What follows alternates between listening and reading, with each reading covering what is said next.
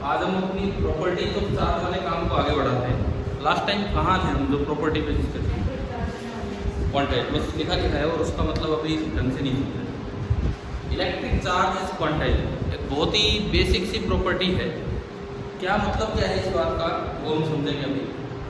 जैसे हमारा मास जब बढ़ता है, हम छोटे थे फिर बड़े हुए, मास बढ़ा, क्या मास स्टेप्स में बढ़ा है कि भाई जब तक 5 रोटी नहीं खाती इतना नहीं बढ़ा और 5 खाते 1 किलो बढ़ गया, फिर दोबारा ऐसे होता है क्या? नहीं होता ना, बिल्कुल। हमें पता भी नहीं लगता मास कैसे बढ़ रहा है। लेकिन चार्ज तो ऐसे ही आ रहा था, 1 इलेक्ट्रॉन निकला तो प्लस ई चार्ज, 2 इलेक्ट्रॉन निकले तो प्लस 2e, 3 निकल गए तो 3e चार्ज आ गया, 1 इलेक्ट्रॉन डाल दिया माइनस ई, 2 डाल दिए माइनस 2e। समझ रहे हो? यानी कि चार्ज जो है वो ई के स्टेप्स में चल रहा था। मिलिकन ने ये बात एक्सपेरिमेंटली प्रूव करके दिखाई थी कि इलेक्ट्रिक चार्ज इज क्वांटाइज। क्या मतलब था इस चीज़ का, ये सुन लो। जैसे एक होता है ये वाला पैरामीटर और एक आपका है इस तरह का कोई पैरामीटर।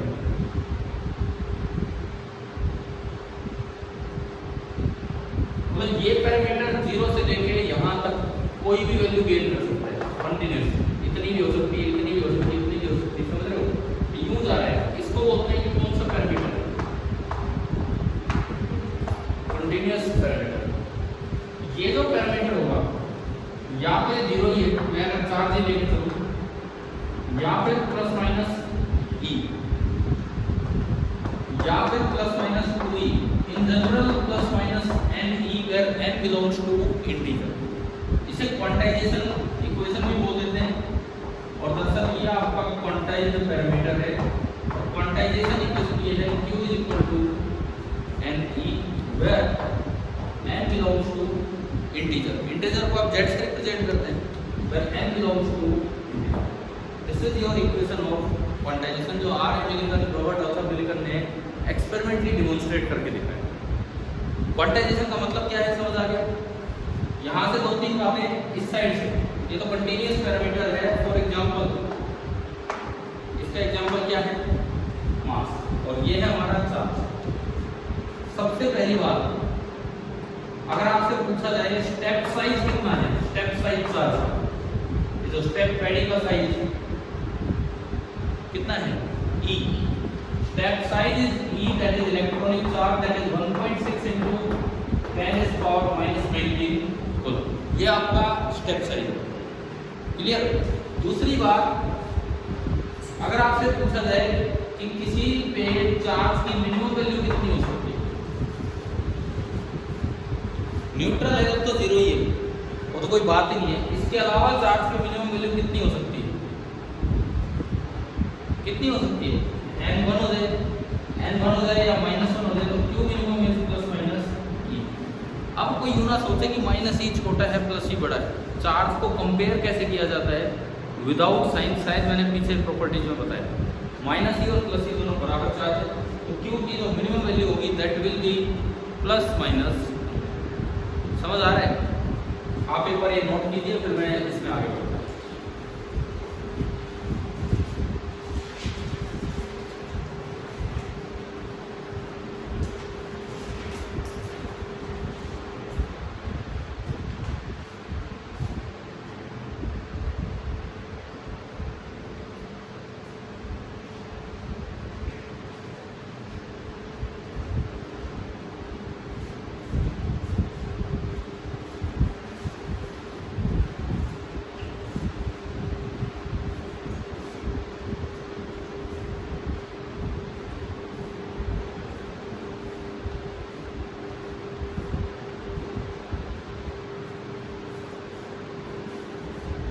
चल बताओ, 60 नंबर बनना अटेम्प्ट करके लाए हो ना, स्मॉल का सवाल।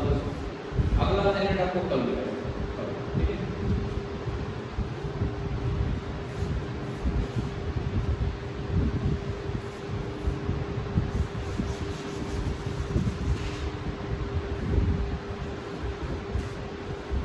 अब यहाँ पे एक थोड़ी जानकारी की बात आपको बताता हूँ। एनसीईआरटी बुक में एडिशनल एक्सरसाइज वाला पेज निकालो।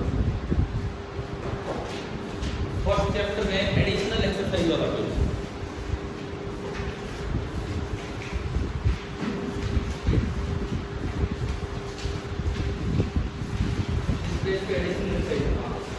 पेज नंबर 49 पे जो 31वां सवाल है, इसका है एनसीईआरटी पेज नंबर 49,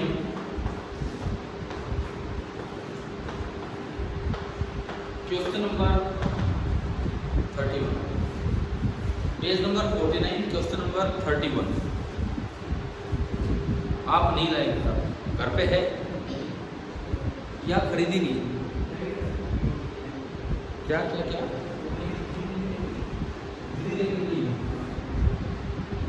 तैयारी करेंगे तो यार कैसे बात करेंगे? चलो कोई बात नहीं, अभी देखो क्वेश्चन नंबर 31 एक बार आप पढ़ लो। क्या क्वार्क्स का कोई जिक्र है वहां? देखो आप पढ़ लो, एक रीडिंग दो उस क्वेश्चन को, फिर मैं आता हूँ इसमें।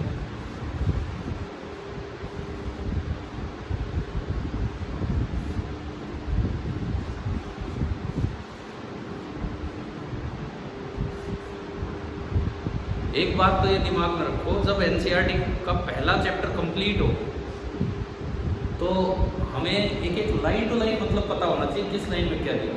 अब वो बात नहीं चल रही है, प्लस वन में आपने नहीं पढ़ा, कुछ भी पढ़ा होगा तो एनसीईआरटी नहीं खोली होगी आज तक, है ना। लाइन टू लाइन एक एक बात का मतलब पता होना चाहिए, दिमाग में रटा होना चाहिए कि कहाँ क्या है इस बुक में। इससे बाहर तो कुछ नहीं आता, कुछ भी नहीं। पढ़ लिया क्वेश्चन? इसमें यूं कहा गया है कि बाद में साइंटिस्ट लोगों को ये पता लगा कि कुछ हमने लिखा मिनिमम चार्ज कितना होता है E, लेकिन साइंटिस्ट को पता लगा कि E से भी छोटा चार्ज एग्जिस्ट करता है, परंतु सेपरेट नहीं हो सकता, इसीलिए स्टेप साइज क्या है? E है, ना कि E/3 या 2E/3। तो दो तरह के क्वार्क्स पाए जाते हैं, दो तरह के क्वार्क्स, एक को बोलते हैं अप क्वार्क और एक को बोलते हैं हम डाउन क्वार्क। एक अप क्वार्क होता है और एक डाउन क्वार्क। आपके क्वेश्चन में दिया होगा अप क्वार्क पे चार्ज कितना होता है? +2E/3। डाउन क्वार्क पे चार्ज, अब कोई पूछे आपसे क्या E/3 चार्ज एग्जिस्ट कर सकता है? बिल्कुल नहीं, अकेला कभी नहीं मिलेगा। वो इस तरह से पेयर्स में या तीन एक तरह से रहते हैं ताकि नेट चार्ज या तो 0 ही बनेगा या फिर E ही बनेगा। फिर इस सवाल में बोला गया है कि आपके जो प्रोटॉन है और जो न्यूट्रॉन है, ये दोनों क्वार्क से मिलकर बने हैं। कुछ ऐसा लिखा है, तीन क्वार्क होते हैं, एक प्रोटॉन और एक न्यूट्रॉन, दोनों में 3 क्वार्क्स होते हैं। तो आपको सजेस्ट करना है क्या पॉसिबल कंपोजिशन हो सकता है। भाई 3 क्वार्क में तो 4 ही केस बनते हैं, या तो तीनों U हो, U मतलब अप क्वार्क, या तीनों D हो, या 2 U हो और एक D हो, या फिर एक U और 2 D। तो हम एक बार चेक करेंगे ट्रिपलिंग में क्या क्या हो सकता है। Triple U, triple D, UUD, UDD। इस पे बताओ टोटल चार्ज कितना हो। यहाँ से देखना है, कुछ कॉपी में कुछ खास करने की जरूरत पर यहाँ करवा दो। ट्रिपल U पे कितना चार्ज है? 3 गुना ये कितना हो गया? 2E। ट्रिपल D पे कितना चार्ज है? -3 टाइम्स, तो कितना हो गया? -2। समझ आ रहा है ना? 2U 1D पे कितना चार्ज है?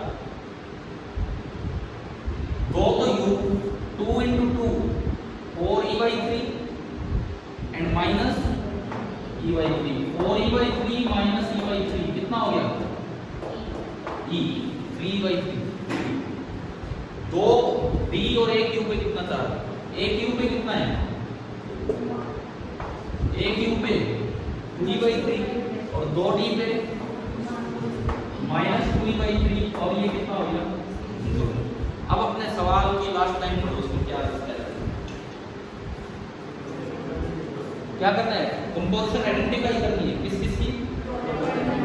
तो भाई ये बताओ मेरे को कि प्रोटॉन पे टोटल चार्ज कितना होता है? न्यूट्रॉन पे टोटल चार्ज कितना है? आइडेंटिफाई करो। यानी कि ये तो क्या है? प्रोटॉन की कंपोजिशन तो ये होगी, न्यूट्रॉन साइड में? तो ये क्या है आपका? आ गया सवाल सुनो। अभी तो एडिशनल एक्सरसाइज में दे रखा है। एडिशनल एक्सरसाइज एनसीईआरटी की बहुत अच्छी मानी जाती है। तो अगर ये सवाल अच्छा कब है? जब ये ऊपर वाली जानकारी ना दे रखी, आपको नहीं बताया गया सवाल में कि U पे 2e/3 है, D पे -e/3, फिर पूछ ले भाई बताओ प्रोटॉन का कंपोजिशन क्या होगा, न्यूट्रॉन का, तो ये बड़ा मुश्किल सवाल हो जाएगा। क्या अभी ये समझ आ गया? तो ये बात याद भी हो जाएगी हमें क्या। तो अपनी कॉपी में क्वेश्चन नंबर तो ऐसे लिख लो, क्योंकि बुक है आपके पास, तो ये बना के दिखा दो कि कैसे होगा।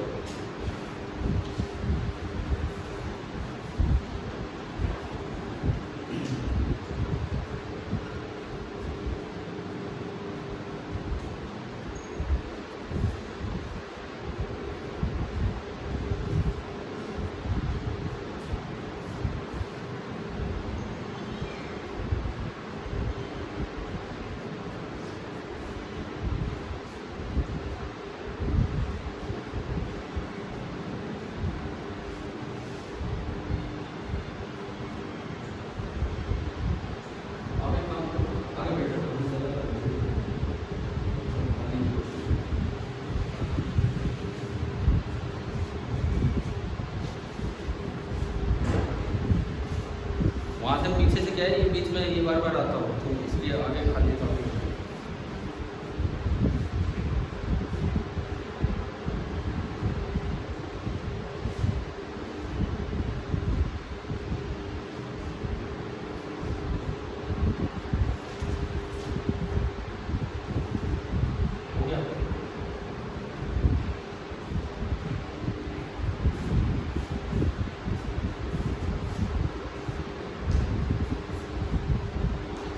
तो अगर पूछा जाए जब 2e/3 -e/3 चार्ज है, फिर भी स्टेप साइज ही क्यों है? क्योंकि ये चार्ज कभी भी इंडिपेंडेंटली एग्जिस्ट ही नहीं करते, हमेशा 2 या 3 साथ रहेंगे, ताकि नेट चार्ज या तो 0 ही रहे या फिर ई ही रहे। ठीक है, बिठा दो ना, हो गया।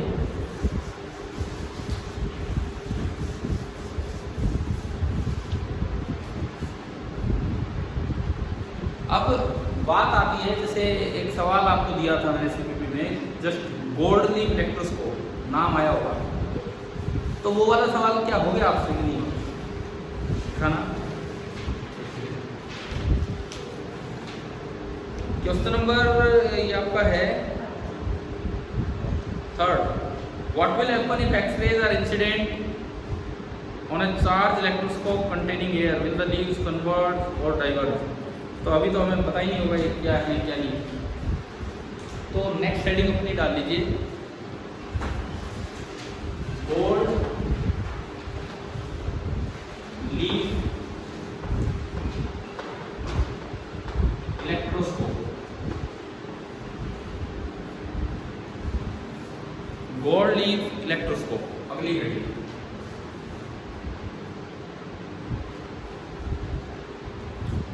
देखो इसमें क्या होता है, ये एक ऐसा इंस्ट्रूमेंट है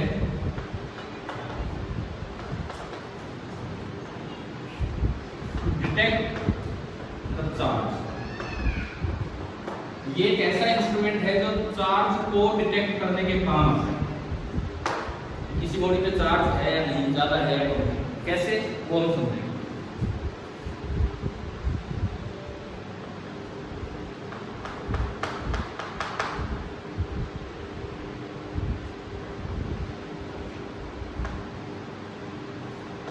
ये ग्लास कंटेनर है जिसमें आर पार दिखता है, ये एक मेटल की डिस्क है, और यहाँ पे ना 2 गोल्ड की लीव्स यूं खुली हुई है, अगर फोर्स लगे तो बाहर जा सकते हैं, इस तरह का काम।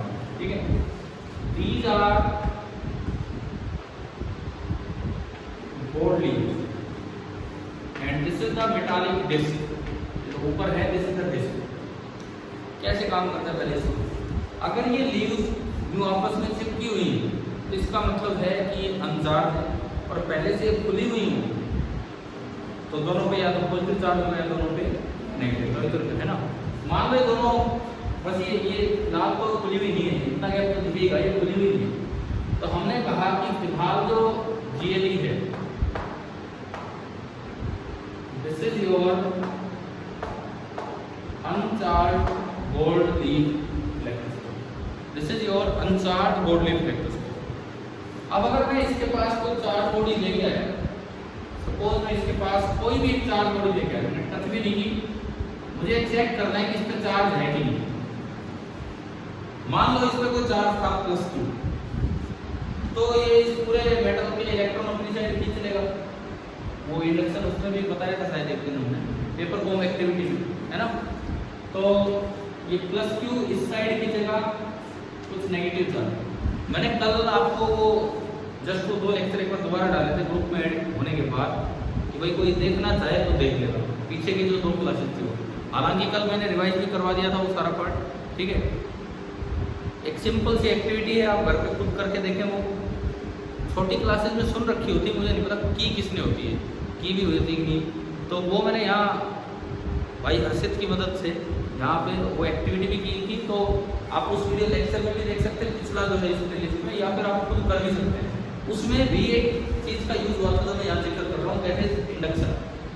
+Q की तरफ माइनस चार्ज वो खींच लेता है, तो नेगेटिव चार्ज इंड्यूस होता है। तो दूसरी साइड कैसा होगा, क्योंकि इधर के इलेक्ट्रॉन उधर चलेंगे, इधर के इलेक्ट्रॉन उधर चलेंगे, तो इधर कमी होगी इलेक्ट्रॉन्स की। पूरा न्यूट्रल था, अब भी न्यूट्रल ही रहेगा, तो इधर कैसा चार्ज आएगा, पॉजिटिव। और पॉजिटिव एक दूसरे को रिपेल करेगा, और ये लीव ट्यूब खुल जाएंगे, ये लीव ट्यूब खुल जाएंगे। मतलब अगर आप जिस बॉडी को लेके आए हो उस पर चार्ज है तो लीव्स ओपन हो जाएगी, और चार्ज नहीं है तो लीव्स ओपन नहीं होगी। इस तरह से डिटेक्ट करता है कि किसी बॉडी पे चार्ज है या नहीं। टच नहीं करना है, टच करोगे तो चार्ज निकलेगा, हमें चार्ज भी रोक के रखना है, ठीक है। अब ज्यादा चार्ज है कि कम चार्ज है, आप 2 अलग अलग बॉडीज को देखते हो, किस पे ज्यादा है किस पे कम, कैसे पता लगेगा। जिस पे ज्यादा लीव्स खुलेगी उस पे चार्ज ज्यादा है। तो अगर पूछा जाए कि अमाउंट ऑफ चार्ज कैसे डिसाइड होते हैं, तो आपके एनसीईआरटी बुक में एक लाइन है, मैं यहाँ बता देता हूँ कि degree of divergence of leaves कितना खुली, degree of divergence of leaves indicate the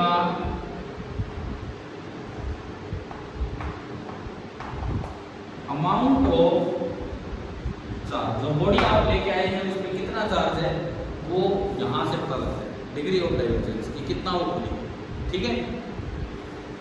लेकिन अगर चार्ज जीएलवी हो तो क्या होगा, पहले एक बार ये बना लो अनचार्ज जीएलवी कैसे इसमें पता लगेगा, फिर हम आएंगे चार्ज जीएलवी।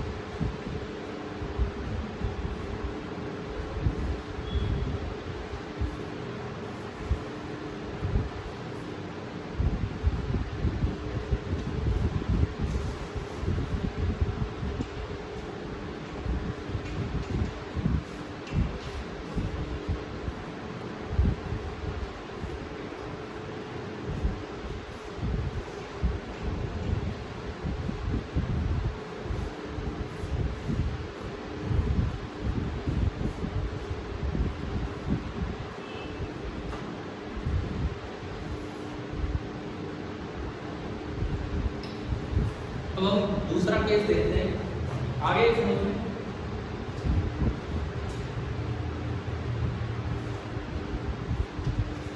अब मैं बार बार यही कह रहा हूँ, बच्चे शुरुआत कूलम्ब लॉ से कर लेते हैं, बहुत सी चीजें उससे पहले मिस कर जाते हैं। ये नहीं करना है, ट्वेल्थ एक एक चीज पढ़ो यार, वहीं से भी कोई भी सवाल आ सकता है, इस तरह का काम।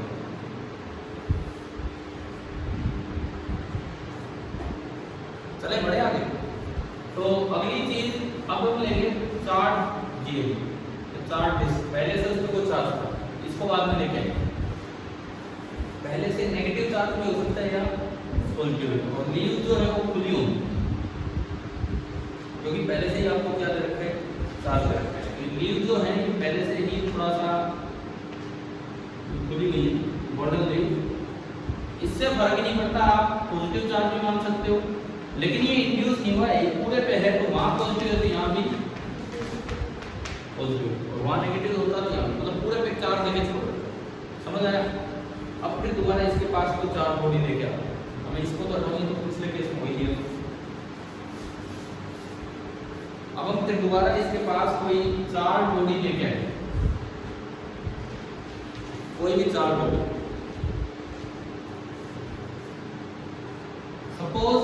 सपोज मैं इसके पास लाइक चार्ज ले आया, मतलब लाइक मतलब इस पे पॉजिटिव है तो ऐसा ही चार्ज मैं इसके पास ले आया, तो पॉजिटिव इधर कैसा इंड्यूस करेगा, खींच के, नेगेटिव खींचता है पॉजिटिव हमेशा, तो इसमें से कुछ इलेक्ट्रॉन्स को खींच के वो ना इधर कुछ नेगेटिव बनवा देगा और बदले में दूसरी साइड पॉजिटिव। इंडक्शन में यही होगा, इंडक्शन में यही होगा जो पेपर कॉम एक्टिविटी में हुआ था। न्यूट्रल चीज के पास आप चार्ज बॉडी लाते हो, तो अगर ये पॉजिटिव तो नेगेटिव अपनी तरफ खींचेगा और पॉजिटिव दूर की तरफ। अब ये चार्ज था वो था पहले से, उसको छोड़ो, लेकिन इसका जब असर होगा तो नेगेटिव अपनी तरफ खींचेगा और दूसरी साइड कैसा बनाएगा, पॉजिटिव। यहाँ से कैसा खींचा होगा, यहाँ कैसा बना दिया इसने, तो बताओ पॉजिटिव चार्ज बढ़ा है कि कम हुआ, बढ़ा है ना, बढ़ा है तो लीव्स और भी ज्यादा फोर्स लगेगा इस पे। यानी कि अगर आप लाइक चार्ज लेके आए हो तो इसका मतलब है कि लीव्स विल फर्दर डाइवर्ज। अब इसको उल्टा याद रखना है, हमें नहीं पता ये लाइक है कि अनलाइक है, हमसे तो यूं पूछा जाएगा बताओ कि ये चार्ज है कि नहीं, तो पहले तो हमने अनचार्ज ले लिया, उसके पास गए, अगर लीव्स खुल गई है तो इस पे चार्ज था, नहीं खुली है तो चार्ज नहीं है।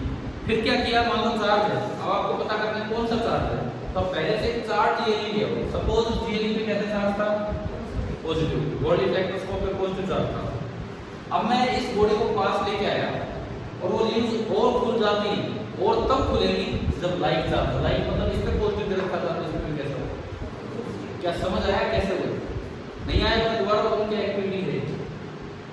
मतलब एक बॉडी है, आप अनचार्ज जीएलई के पास ले गए, कुछ नहीं हुआ तो ये अनचार्ज है, अगर ले जाने को उसकी वो लीव्स खुल गई है तो ये चार्ज।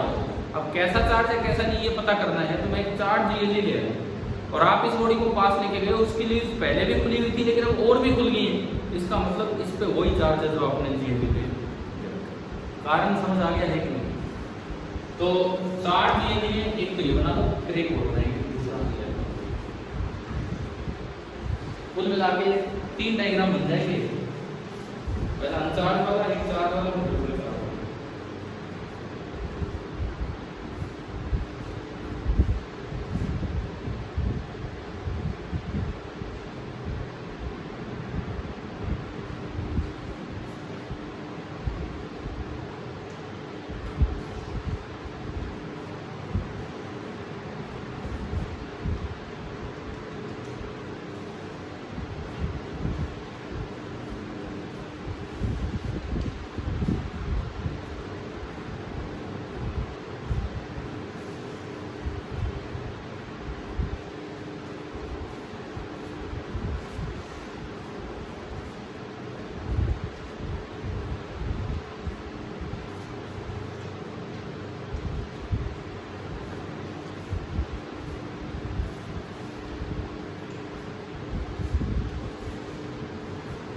चले आगे बढ़े।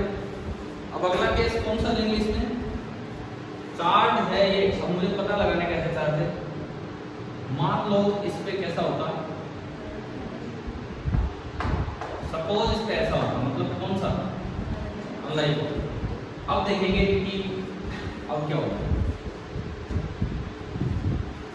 आप कैसा चार्ज लेके आए थे, पॉजिटिव, और इस पे कैसा है, नेगेटिव की तरफ, तो कैसा इंड्यूस होगा, और दूसरी साइड ये समझ आ रहा है इंडक्शन या इसमें कोई डाउट है, बताओ, हो सकता है इसमें डाउट, अगर ये नहीं जान लो। कोई भी न्यूट्रल बॉडी है, आप उसके पास एक चार्ज बॉडी ले गए तो अपनी तरफ उसका नेगेटिव खींचता है, दूसरी साइड यही हो रहा है।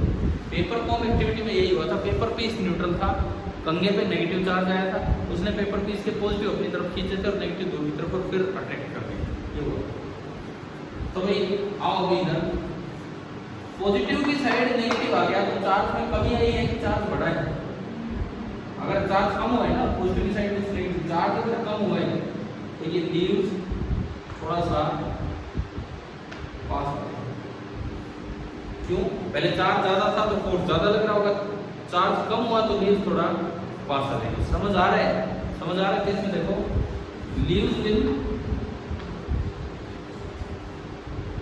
कन्वर्ज, बट अब इसमें एक बात का ध्यान रखना, सुनो, ये बट लगाया है, क्या है इसका मतलब?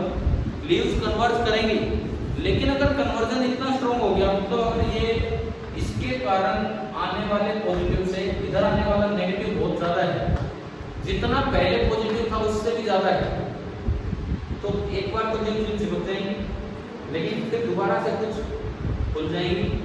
क्लियर है? कब? जब जितना पॉजिटिव उससे ज्यादा क्या आ जाएगा, नेगेटिव, मतलब इंडक्शन ज्यादा हो जाएगा। बट द लीव्स में again diverge, but the leaves may again diverge if the induction effect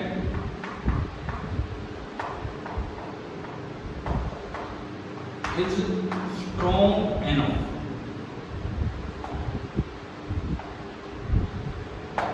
अगर इंडक्शन का चार्ज ज्यादा आ रहा है तो वो चिपकने के बाद दोबारा खुल सकते हैं, इस तरह का काम है।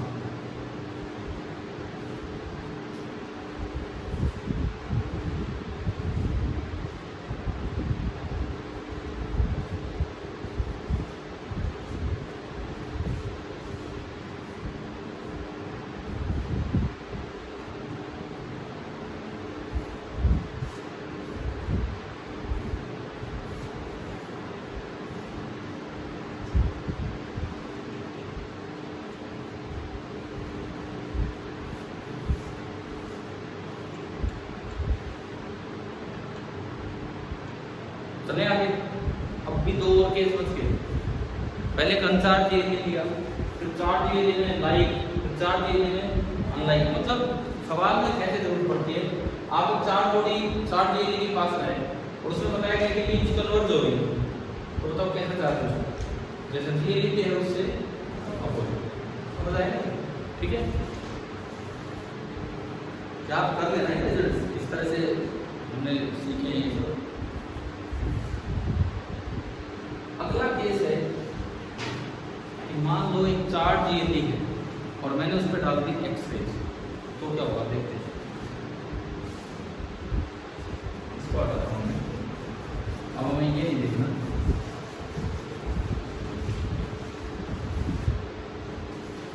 एक चार्ज ये है और उस पर पहले से पॉजिटिव चार्ज है, सपोज पहले से पॉजिटिव चार्ज है, तो ये लीव्स कुछ खुलेंगी और इस चैम्बर के अंदर एयर नहीं है, इस चैम्बर के अंदर क्या है, VACWF, बहुत से बच्चे VACCU लिखते हैं, VACWF, ठीक है ना, ये वैक्यूम है, अंदर कोई एयर नहीं है। और अब आपने क्या किया, एक्सरेज डाल दी, एक्सरेज थोड़ी एनर्जेटिक रे होती है। एक्सरे अगर किसी मेटल पे पहुंच जाए तो वो उसमें से इलेक्ट्रॉन बाहर निकाल देती है। अब बताओ अब क्या होगा, एक्सरे जैसे यहाँ पहुंचेंगी इसमें से क्या निकाल देंगे, इलेक्ट्रॉन। जिससे भी साइड है इलेक्ट्रॉन निकलेगा तो कैसा चार्ज बढ़ेगा, पॉजिटिव चार्ज और बढ़ेगा, पॉजिटिव चार्ज और बढ़ेगा तो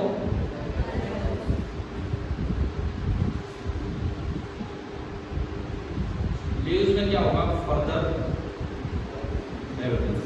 ये देखो आप नंबरिंग डाल सकते हैं, ये चौथा डायग्राम बन रहा है, पहला अनचार्ज ये, दूसरा चार्ज के पास लाइक, तीसरा चार्ज के पास अनलाइक, चौथा है वैक्यूम कंटेनर है और एक्सरे आपने डाला चार्ज ये देते हैं और उस पर पॉजिटिव साइन करो।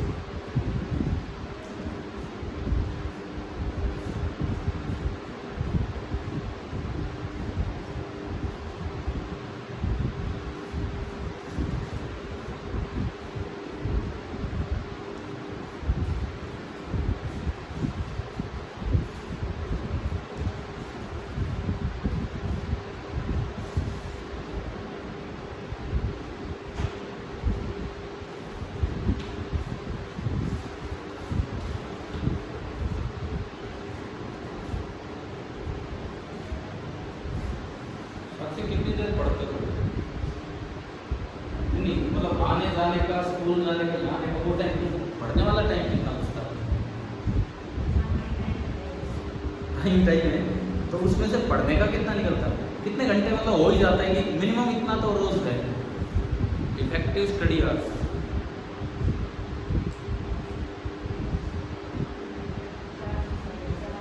बस पक्का हो जाता है इतना, 4 शाम को 2 सुबह 6, ठीक है। अगर 6 घंटे पढ़ते रहे तो सिलेक्शन हो जाएगा। अगर ढंग से यूँ नहीं कि जाके जो स्कूल में करवाए बस वो लिखने लग गए, एयर में उतार दिया, ये कर दिया, वो नहीं, रफ सफ वाला काम नहीं, जो भी है मतलब। और अर्षित आप कितनी देर पढ़ रहे हो? 4 से क्या होगा? कुछ नहीं होगा 4 से। पहले बता रहा हूँ, जो बच्चा केवल 4 घंटे पढ़ रहे हैं कुछ भी नहीं होने वाला है, कुछ हो ही नहीं सकता +2 में 4 घंटे से, क्योंकि आप इतना टाइम तो आप स्कूल में, फिर यहाँ कितना मैटर हो जाता है आपके पास, उस दिन का रिवाइज करने का ही कितना मैटर हो जाता है। कम से कम 6 घंटे तो मिनिमम है यार, मिनिमम। इसके बिना पार नहीं पड़ने वाली। चलो मुझे आपकी तरह ये कोई IT वाला है ये पेपर नहीं देना, फिर भी मैं आपको वैसे बता रहा हूँ, जस्ट आपको कुछ सीख लगे तो। मेरा फिक्स है, मैं एटलीस्ट 6 घंटे तो सेल्फ स्टडी के निकालता हूँ डेली। स्कूल में भी पढ़ा रहा होता हूँ, यहाँ भी आपको 1 घंटा में दे रहा था, मैं उस दिन मना भी कर रहा था कि नहीं पढ़ाऊँ तो, क्योंकि मुझे लग रहा था बच्चे पढ़ते नहीं, मेरा और टाइम वेस्ट कराते हैं। आपको मैं नहीं पढ़ाता तो मैं वो अपने पढ़ाई में लगाता और कुछ नहीं। तो मैं एटलीस्ट कम से कम 6 घंटे तो मैं डेफिनेटली निकाल रहा हूँ। जैसे रात को मान लो थक के पूरा दिन हो गया पढ़ते, मैं सुबह टाइम टूट रहा हूँ, जो भी है जैसे भी है। और ऐसा नहीं कि उसमें मैं वो काम नहीं कर रहा हूँ जो जैसे आपको पढ़ाना है। अब तो यार थोड़ा एक्सपीरियंस भी इतना हो गया है कि इनके लिए ज़रूरत नहीं है बिल्कुल भी, या स्कूल में पढ़ाना है कुछ और। मैं अपना और फिजिक्स में जैसे कुछ कोर्सेज IITs करवाती हैं, ऑनलाइन कोर्सेज, ठीक है, तो उस तरह के कोर्स चलते रहते हैं, वो करता रहता हूँ। उनमें अभी एग्ज़ाम होते हैं, जैसे आज भी मेरा रात को एग्ज़ाम है, ऑनलाइन पेपर 100 मार्क्स का, और उसमें क्या होते हैं, मल्टी करेक्ट क्वेश्चन आते हैं। एक क्वेश्चन में 6 ऑप्शन और कितने भी सही हो सकते हैं, 1 से लेकर 6, और उसमें से नंबर तभी मिलेंगे तो जैसे 5 चाहिए तो 5 ही लगाएंगे आप, 4 चाहिए तो वही 4 लगाए। समझ गए ना ये वाला सिस्टम, नहीं तो 0 मार्क, नेगेटिव मार्किंग नहीं होती। तो इस तरह का पेपर है, उसके हिसाब से सर्टिफिकेट्स मिलते हैं। आप कभी ऑफिस साइड जाओ, कभी जाओ या आज जाओ तो देखना एक रिसेंट सर्टिफिकेट लगी होगी IIT कानपुर की, नीचे HC वर्मा सर के सिग्नेचर है उस पर। वो अभी जो आपका लॉकडाउन टाइम चला है ना, लॉकडाउन के बाद वाला, और ये लगा लो, उसमें कोर्स था, मैंने बहुत ढंग से पूरा कोर्स किया, और उसमें 6 या 7 बार टेस्ट हुए थे। ये टेस्ट थोड़ा अलग तरीके से होते हैं, मतलब ऑनलाइन लेकिन प्रॉपर कैमरा और इस तरह का सिस्टम रहता है पूरा ना, ये सिस्टम है, समझ गए हो आप। ऐसे भी टेस्ट होते हैं, इस तरह का सिस्टम रहता है। तो उसमें अलग अलग कैटेगरीज बांटी गई थी। सबसे लीस्ट कैटेगरी थी सेटिस्फैक्ट्री की, जो पास करेगा लेकिन नंबर कम आएंगे। सेटिस्फैक्ट्री फिर पता नहीं गुड, पता नहीं वेरी गुड, जो भी है उसमें लिखा हुआ है सारा। लास्ट वाली है ना एक्सीलेंट, एंड देन लास्ट वाली है आउटस्टैंडिंग। हमें तो सारे एक जैसे लगते हैं, गुड भी ऐसे लगता है, वेरी गुड भी, चलो गुड तक तो कोई बात नहीं, वेरी गुड, एक्सीलेंट और आउटस्टैंडिंग एक जैसे दिखते हैं, लेकिन उन्होंने अपनी कैटेगरी अलग अलग डिवाइड कर रखी है इस तरह से।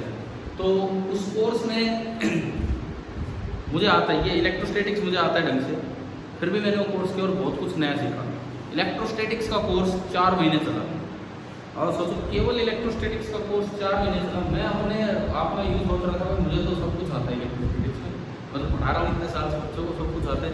मैं वहाँ देख रहा हूँ वर्मा सर हर लेक्चर में एक नई बात बता के जा रहे हैं जो मुझे नहीं पता था। तो मतलब काफ़ी कुछ है, फिजिक्स में भी काफ़ी कुछ है, और चीज़ों में भी बहुत कुछ है। अब एक बार आज वहाँ से जाओ तो निकल के देख के तो जाना कैसा क्या है। वो जो टेस्ट है, लास्ट टेस्ट अभी हुआ मैकेनिक्स का था, लास्ट जो टेस्ट था रोटेशनल मैकेनिक्स का, पता नहीं 2-4 दिन पहले हुआ था। पूरे देश में 3000 बच्चों ने पेपर दिया। इतने होते हैं, यूँ भी नहीं है कि आपके IIT JEE की तरह लाखों बच्चे, यूँ नहीं। उस कोर्स में स्पेसिफिकली भाई जो फिजिक्स में इंटरेस्ट रखते हैं या जो फिजिक्स के टीचर हैं वही लोग थे। तो 3000 लोगों ने पेपर दिया था, 100 मार्क्स का पेपर। उसका जो एवरेज स्कोर आया पूरे देश में 28 आया, 100 में से 28। और फिर वर्मा सर ने बताया, मतलब पेपर डिस्कशन के वीडियो लेक्चर में, कि एवरेज स्कोर तो 28 है और पूरे देश में 3000 में से नियरली 20 बच्चे ऐसे जिनके 90 क्रॉस हुए 90। तो इसका मतलब देखो कितना अच्छा पेपर था, कितना कंसेप्चुअल पेपर था। और मैं तो उन चीज़ों में टाइम लगाता रहता हूँ। आप लोगों को क्या नहीं करना चाहिए यार, आप बताओ। आप तो घंटे गिन के पढ़ रहे हो, वही तो कह रहा हूँ ना, अपना घंटे छोड़ो, उनको क्या है क्या नहीं, अपने टाइम पे ध्यान मत दो, अपने कंटेंट पे ध्यान दो, कितना पढ़ना है कितना। जो टाइम होगा वो हो जाएगा, जितना भी होगा। जब भी मैंने जिस पेपर का जिक्र किया उसमें मेरे तो 100 आए थे, 100 में से 100। अब पता नहीं और 1-2 बच्चों के आए भी थे कि नहीं आए थे, लेकिन मेरा तो अच्छा गया वो। ऐसा नहीं है मेरे हर टेस्ट में 100 आते, उससे पिछला जो हुआ था उसमें 89 गए थे, तो 11 नंबर कट भी गए थे। तो इसका मतलब पेपर अच्छे लेवल के हैं वो काफी अच्छे। अगर आप लोग पढ़ना स्टार्ट कर दो ढंग से। मैं अभी आपसे पूछ रहा कितने घंटे, अब उसमें कई बार दिक्कत यूँ आती है कि भाई काफ़ी घंटे हो गए, जोड़ने में टाइम लग रहा है, यहाँ ढूंढने में टाइम लग रहा है। हाँ 1 घंटा मैं उस समय पढ़ता हूँ, एक ये वाला हो जाता है थोड़ा सा, कुछ खाना खा के थोड़ा बहुत देख लेते हैं, मतलब यूँ जोड़ने में टाइम वेस्ट हो रहा है, यूँ नहीं होता है। समझ गए ना? 1 साल लगा दो ढंग से, 1 साल कम से कम आप उतना पढ़ लो जितना मैं पढ़ रहा हूँ, डेली बेसिस पे उतना पढ़ लो जितना मैं पढ़ रहा हूँ। मतलब मैं लगभग रोज़ बहुत जल्दी उठ जाता हूँ जस्ट पढ़ने के लिए, ये लगता है। तो आप लोगों को भी या तो रात को लेट तक पढ़ो या थोड़ा सुबह जल्दी उठो। रात को कितने बजे तक पढ़ रहे हो? 12 तो बहुत अच्छा है, लेकिन उसमें यूँ ना हो कि पढ़ने 11 बजे बैठे हैं, वो दिक्कत हो जाती है ना। मतलब पता लगे 10 तो खाना वाने में बजा दिया, या टीवी वगैरह चल रहे हैं या कुछ और। एक पेरेंट्स कह रहे थे, बोले सर प्रॉब्लम ये है कि ये वहाँ पढ़ता है जहाँ टीवी चलता है। बोले मैं तो टीवी चला के पढ़ूंगा या पढ़ूंगी, जो भी है, आपसे 1 साल सीनियर, आपसे जस्ट 1 साल। बोले टीवी चला के पढ़ती है, पढ़ता है, मतलब इस तरह का उन्होंने बोला। अब भाई वो तो आप जस्ट फॉर्मेलिटी कर रहे हो, दिखाने के लिए कोई इतनी देर पढ़ो, ठीक है। आज से ही लग जाओ, आज से ही। कल जब आओ तो बिल्कुल ये होना चाहिए कि आज क्या पढ़ा है, एनसीईआरटी में और क्या है इनके अलावा, पढ़ के तो आए, ठीक है। इधर आओ, ये पूरा करते हैं अभी। ये एक्सरे आई, पॉजिटिव चार्ज है तो फर्दर डाइवर्ट हो जाएगी। फिर वही सवाल, अगला डायग्राम, पहले से इन पे कैसा चार्ज था, पहले से ही कैसा चार्ज है, नेगेटिव। अब बताओ क्या होगा, एक्सरे डाल के इलेक्ट्रॉन निकाले, अब क्या होगा, इलेक्ट्रॉन निकलेंगे तो कुछ पॉजिटिव चार्ज आएगा, इलेक्ट्रॉन निकलने से कुछ पॉजिटिव चार्ज आएगा, तो नेगेटिव चार्ज में कमी हुई ना, कमी हुई तो बताओ ये न्यूज कन्वर्स करेंगे कि डाइवर्स? कन्वर्स। तो इसमें ओनली आपका आंसर बनेगा कन्वर्स। बना दो अगला केस, कौन सा केस होंगे? 5वां केस। हाँ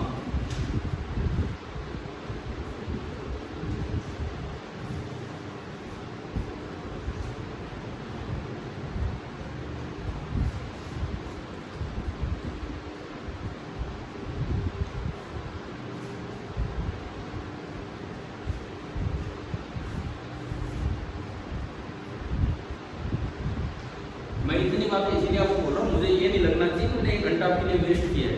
ऐसा लगेगा मैं बंद कर दूंगा बीच में, आप पढ़ोगे नहीं तो मेरे को कोई मजा नहीं है इस तरह से पढ़ाने। और ये आपके ये सीपीपी के थ्रू मुझे पता लग जाएगा कि आपका क्या करना है।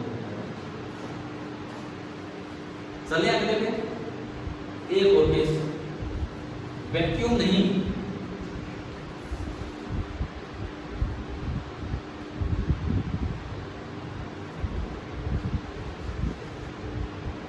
वैक्यूम नहीं, अंदर क्या थी, एयर। अब क्या होगा सुनो, मान लो पहले से इस पे नेगेटिव चार्ज था, सपोज पहले से इस पे नेगेटिव चार्ज और ये न्यूज खुली हुई, जैसे ही आप एक्सरे डालेंगे, एयर मॉलिक्यूल्स एक्सरे के बहुत अच्छे एब्जॉर्बर होते हैं। ये है आपका air molecule, air molecule X-ray का बहुत अच्छा एब्जॉर्बर होता है। जैसे ही आप एक्सरे डालेंगे एयर मॉलिक्यूल आयनाइज हो जाता है। आयनाइज होने का मतलब है इसमें से क्या बाहर निकला है, इलेक्ट्रॉन, और बदले में कैसी आएंगी उनकी, पॉजिटिव बनी, नेगेटिव पॉजिटिव को अपनी तरफ अट्रैक्ट करेगा। तो जितने भी ऐसे पॉजिटिव आयंस बनेंगे, ये नेगेटिव जो है ये अपनी साइड उनको क्या कर देते हैं, अट्रैक्ट करके उनकी पूरी केस न्यूट्रल हो जाती है। न्यूट्रल होगी तो आपस में चिपक जाएंगे इस तरह से।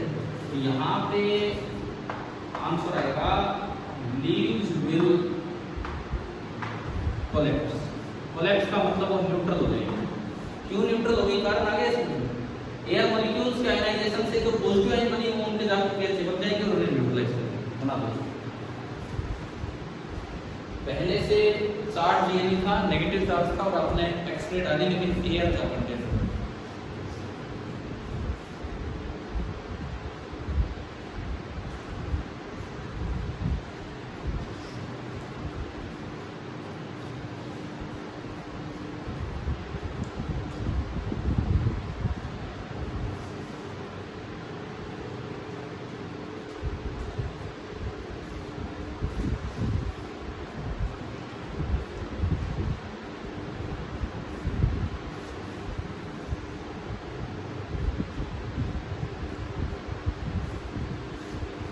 ओके, लास्ट केस मेरे लास्ट केस कि पहले से जीएलई पे कैसा चार्ज था? पॉजिटिव। लीव्स खुली हुई थी, पहले से ही कैसा चार्ज था इसमें? Positive charge.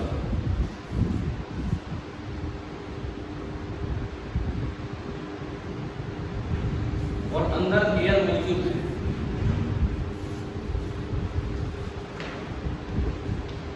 तो जैसे ही एक्सरे आएगी एयर मॉलिक्यूल फिर से आयनाइज होंगे। आयनाइज होंगे तो उनमें से क्या निकलेंगे? इलेक्ट्रॉन। मतलब कैसे आयन बनी?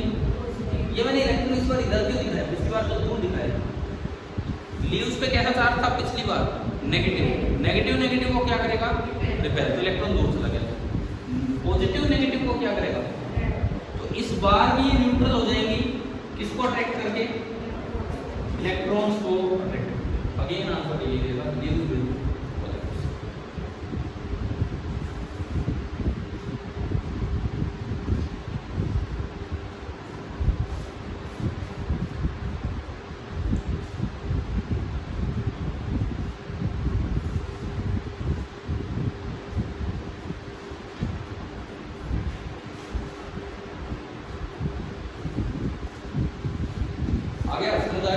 अब वो सीपीपी वाला क्वेश्चन दो और उसका आंसर बताओ।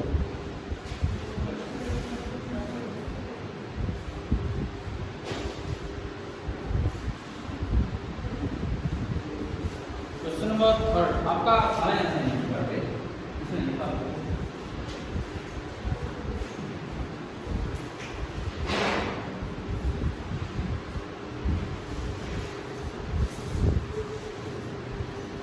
क्वेश्चन नंबर 3 देखिए। ये इसमें लिखता है what will happen if X-rays are incident on the charge electroscope containing air if the news converge और डाइवर्ज। आज ये शिक्षा जी क्या आंसर होगा? क्यों? वो क्या है उसके अंदर? कन्वर्ज। ठीक है, उसके अंदर क्या है? एयर। एयर वाले केस में दोनों ही बार चाहे उसमें पॉजिटिव चार्ज हो चाहे नेगेटिव हो, दोनों ही बार लीव्स आपस में चिपक रही है क्योंकि लीव्स न्यूट्रल हो जाती है। क्या समझ आ गया है? ठीक है, मतलब मेरा मतलब अब ये है कि जीएलई पे चाहे कोई सवाल आ जाए, हमने जीएलई के जितने केसेस पॉसिबल थे सारे के सारे केस अब स्टडी कर लिए गोल्डी पीरियड।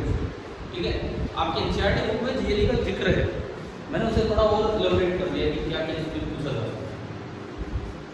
क्लियर हो गया नहीं वाला कॉन्सेप्ट?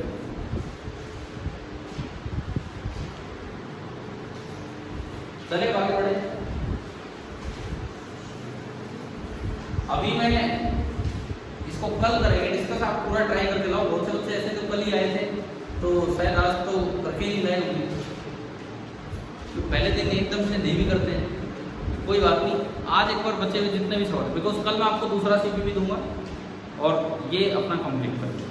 ठीक है, इसमें कई जैसे अच्छे अच्छे सवाल हैं। आपको मैंने उस दिन कहा था मास डिपेंड करता है वेलोसिटी पे, चार्ज नहीं करता, लेकिन मैंने फिर एक और सवाल में 2 चीज़ें ऐड कर रखी हैं, लेंथ और टाइम। तो आपको अब ये थोड़ा पता लगाना है कि क्या है क्या नहीं है ना। इस तरह से देख लेना, जैसे कहीं लिखा है कि क्वांटाइजेशन ऑफ चार्ज किसने सजेस्ट किया था, किसने डेमोन्स्ट्रेट किया था। आप अपनी एनसीईआरटी किताब पढ़ेंगे, उसमें आपको लाइन दी गई, आपको उसका जवाब निकाल देना। ठीक है, बुक में है ये सारे जवाब जो भी है। चलूँगा आगे बढ़ो इसमें। तो अब देखो ये जो चार्जिंग हमने पढ़ी। अब बात ये आती है कि किसी न्यूट्रल चीज को चार्ज कैसे करें हम, किसी भी न्यूट्रल चीज को चार्ज कैसे करें। तो नेक्स्ट हेडिंग आप डालिए मेथड्स ऑफ चार्जिंग।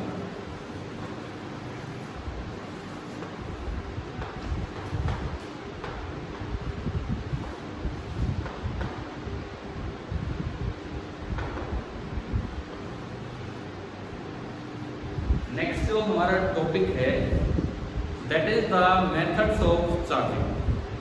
ये हमें देखना है इसमें क्या होता है। मेथड्स ऑफ चार्जिंग किस तरह से, मतलब अल्टीमेट एम एक ही है कि इलेक्ट्रॉन और प्रोटॉन का बैलेंस बिगाड़ दो। एक ही एम है, इलेक्ट्रॉन और प्रोटॉन का बैलेंस बिगाड़ दो। यही सिंपल क्या होता है आपका चार्जिंग का। और प्रोटॉन को छेड़ना इतना आसान नहीं है, वो तो कहाँ बैठे होते हैं, न्यूक्लियस के अंदर। इलेक्ट्रॉन ही बाहर चक्कर काट रहे होते हैं, तो उन्हें ही हम डिस्टर्ब कर सकते हैं। तो इलेक्ट्रॉन को निकालना आसान। आप इलेक्ट्रॉन को निकाल दोगे, इलेक्ट्रॉन की कमी होगी तो उस चीज़ पे कैसा चार्ज आ जाएगा, पॉजिटिव चार्ज, है ना। तब वो क्या मेथड है, इलेक्ट्रॉन को निकालने के लिए किसी न किसी तरीके से आपको एनर्जी देनी पड़ेगी। इलेक्ट्रॉन निकालने के लिए आपको किसी न किसी तरीके से एनर्जी देनी पड़ेगी। मैं एक बार जो 3-4 नाम है वो लिखता हूँ जो हम पढ़ेंगे। देखो, एक तो हम पढ़ेंगे by friction. Methods of charging में एक तो हम पढ़ेंगे बाई फ्रिक्शन, या हम उसे रबिंग भी बोल सकते हैं इस तरह से, ठीक है। दूसरा हम पढ़ रहे होंगे बाई फोटो इलेक्ट्रिक एमिशन। ये छोटे हैं जरा जरा से, डिटेल में भी अलग चैप्टर में आएगा। तीसरा हम पढ़ेंगे बाई थर्माइनिक एमिशन।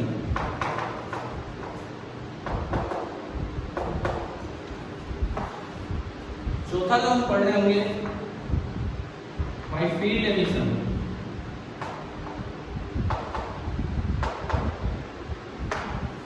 पांचवा जो हम पढ़ेंगे दैट इज बाई कंडक्शन।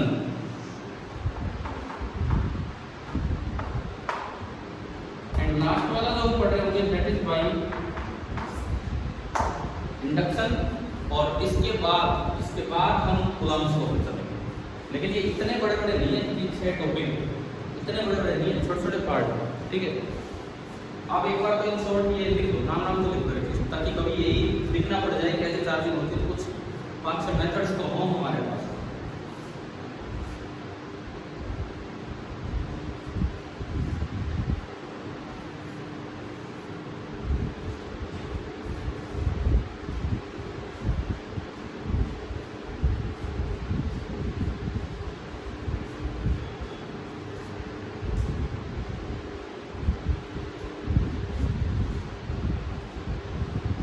जरूरी नहीं कि इसको डिटेल में हम लिखें, मैं समझाता चलूंगा कि क्या है क्या।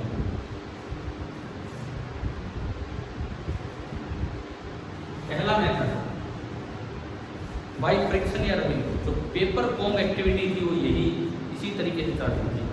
आपने कॉम को अपने बालों से रब किया था तो कॉम पे चार्ज आ गया था और उसने न्यूट्रन पीस को अट्रैक्ट कर दिया था पेपर को।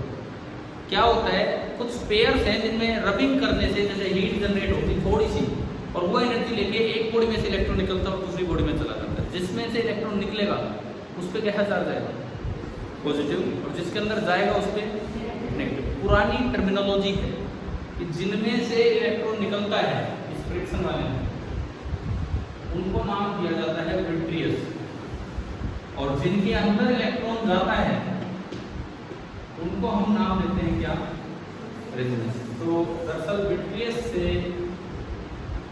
रेजिनेंस की तरफ इलेक्ट्रॉन जाता है। ड्राई हेयर और कॉम वाले एग्जांपल में आप याद रखो, हमारे बालों से इलेक्ट्रॉन निकल के किस में जा रहे होते हैं, कॉम। हमारे बालों में से इलेक्ट्रॉन निकल के कॉम में जाते हैं जब आप चार्जिंग करते हैं, ठीक है। बहुत ज़्यादा भी कंघी नहीं करते रहना चाहिए, मास कम हो जाएगा। अरे भाई इलेक्ट्रॉन जा रहे तो हल्का फुल्का कुछ तो मास है उसका, कुछ तो मास है। तो मैं वैसे ही कह रहा हूँ, मतलब बहुत ज़्यादा भी हमें रबिंग नहीं करनी चाहिए। फालतू में आप भी चार्ज हो रहे हो, वो गंगा भी चार्ज हो रहा है, इस तरह का काम होता है। हम हमारे ऊपर कैसा चार्ज आ रहा है, पॉजिटिव, कंगे पे नेगेटिव। समझ आया। तो इसका एग्जाम्पल मैंने बताया कि इधर तो ड्राई है और इधर और पेयर बताता हूँ एक दो। आपने पढ़ा होगा बचपन में ये वाला पेयर भी, बचपन नहीं मतलब 1-2 साल पहले, silk cloth and glass rod पढ़ा है। सिल्क क्लॉथ कौन सा होता है भाई? सिल्क क्लॉथ, सिल्क क्लॉथ कौन सा होता है? किस चीज़ में यूज होता है? क्या आपकी स्कूल ड्रेस होती है सिल्क क्लॉथ? कहाँ यूज होता है? साड़ियों में। भाई ऐसा देखो, हमें कपड़े का भी बहुत ज़्यादा ऐसा अंदाज़ा नहीं कि ये क्लॉथ कहाँ, ये क्लॉथ कहाँ। हमें तो ऊनी वस्त्र का पता है, कॉटन का पता है, इतने भी और अब ये अलग अलग टाइप्स का यूज है। सिल्क क्लॉथ कहाँ ज़्यादा यूज होते हैं? मान लो जैसे कह रहे हैं साड़ीज में यूज होते हैं, साड़ियों में यूज होते हैं, साड़ीज क्या होती है, साड़ियों में यूज होते हैं। तो उस सिल्क क्लॉथ के साथ अगर आप ग्लास रोड को रब करोगे तो ग्लास रोड में से इलेक्ट्रॉन निकलते हैं और किस में चले जाते हैं? सिल्क क्लॉथ में। तो ग्लास रोड पे कैसा चार्ज है? पॉजिटिव, और सिल्क क्लॉथ पे नेगेटिव। और बताता हूँ एक पेयर, ऊनी कपड़ा, वुलन क्लॉथ और प्लास्टिक रोड, उसमें उल्टा काम होता है। वुलन क्लॉथ के साथ आप प्लास्टिक रोड को रब करते हो तो वुलन क्लॉथ में से इलेक्ट्रॉन निकलता है और किसमें आ जाता है? Plastic road. तो ये कुछ 2-3 पेयर्स याद हो जाएंगे, कभी ज़रूरत ही पड़ जाए, इसलिए मैं कह रहा हूँ अपने चाहे तो जैसे भी आपने बनाएंगे। तो एक पेयर ये हो गया, दूसरा मैंने कहा इधर तो ग्लास रोड और इधर क्या? Silk cloth. तीसरा, थर्ड वन, यहाँ पे वुलन क्लॉथ और इधर प्लास्टिक रोड। और भी होंगे दुनिया भर के पेयर, में क्या करना है चीज़ों को, कैट स्किन, एरोनाइट रोड, बिल्ली की खाल, क्या करना है उनके बहुत सारे पेयर हैं। ठीक है, 2-3 जो कॉमन पेयर है वो हम याद रखें, याद हो जाएंगे। ठीक है, दूसरा मेथड क्या है? By photo electric emission. Photo electric मतलब लाइट डाल के इलेक्ट्रॉन निकालना, लाइट डाल के इलेक्ट्रॉन निकालना। ये फिनोमिना ढूंढा तो गया था 1887 में हर्ट्ज के द्वारा, एक्सप्लेन ही नहीं हो पाया कई साल। 1905 में अल्बर्ट आइंस्टीन आए, 18 साल बाद जाके उन्होंने एक्सप्लेन किया और उस एक्सप्लेनेशन के लिए अल्बर्ट आइंस्टीन को नोबेल प्राइज दिया। देखो कितना तगड़ा काम है उसने, एक्सपेरिमेंट किया 1887 में, ढूंढा हेनरी चार्ल्स ने। 1905 में अल्बर्ट आइंस्टीन ने एक थ्योरी दी जिसको बोलते हैं फोटोन थ्योरी ऑफ लाइट। बहुत ही थ्योरेटिकल काम था, कोई एक्सपेरिमेंट नहीं किया, आइंस्टीन ने थ्योरी बना दी और उससे वो एक्सप्लेनेशन मिल गई कि भाई ये कैसे हुआ। लेकिन आइंस्टीन कोई बहुत बड़ा नाम नहीं था, तो लोग बोले तो मनगढ़ंत स्टोरी बोल रहे हैं। उस समय के एक बड़े वैज्ञानिक थे, इन्होंने ये पॉइंट ऑफ एक्सपेरिमेंट इस चैप्टर में आएगा, R.A. मिलिकन, सुना है नाम? Millikan point of experiment. तो R.A. मिलिकन जी अड़ गए, बोले भाई आइंस्टीन की क्या मजाक है, मन में आ रहा है, वो कह रहा है बोले लाइट पार्टिकल से मिलके बनी है, बोली क्या है ये? आइंस्टीन ने कहा देखो मेरे पास तो जवाब है नहीं, पर हिम्मत है तो इसे गलत प्रूव करके दिखा। R.A. मिलिकन अड़ गए, बोले अब मैं गलत प्रूव करूँगा। वो अपने कुछ एसोसिएट्स को लेकर लैब में चले गए, भगवान जाने 5 साल लगे, एक ही चीज़ के पीछे लगे हुए लैब में 10 साल लगे, जो भी हुआ खूब सारा डाटा इकट्ठा कर लाए। फिर बुला लिया आइंस्टीन को और सब लोगों को, पत्रकारों को नहीं, साइंटिस्ट को। ठीक है, तो फिर वही देखा तो वो सारा डाटा आइंस्टीन की इक्वेशन को सेटिस्फाई कर रहा था। 10 साल लगे इन बातों को एक्सेप्ट होने में। आइंस्टीन को लोग गलत बताते रहे लेकिन उसकी ही थ्योरी सही निकली और उसके बाद नोबेल प्राइज़ मिला आइंस्टीन। मतलब देखो एक्सपेरिमेंट किसी ने ढूंढा, एक्सपेरिमेंट बाद में किसी और ने किया, 5-5 साल लगा दिए, नोबेल प्राइज़ कौन लेके जा रहे हैं? एल्बर्ट आइंस्टीन, जो एक थ्योरी दे रहा है बना के, जो ना पहले लैब में गया ना बाद में लैब में। यही थोड़ी यूनिक बात है आइंस्टीन के बारे में। न्यूटन एक बहुत बड़ा फिजिसिस्ट हुआ है, लेकिन न्यूटन ने हर एक चीज़ एक्सपेरिमेंटली ऑब्टेन की, ऑब्जर्वेशन से वो चीज़ें लाए। आइंस्टीन का पता नहीं क्या ही दिमाग था, वो अपने आप ही थ्योरीज बनाता था और जो चीज़ों को एक्सप्लेन कर दिया। ये जो आपका एक सवाल है ना मास लेंथ टाइम वाला, ये आइंस्टीन की थ्योरी पे ही बेस्ड है। Einstein special theory of relativity पे ही एक क्वेश्चन है कि कौन सी चीज़ कैसे क्या डिपेंड कर रही है।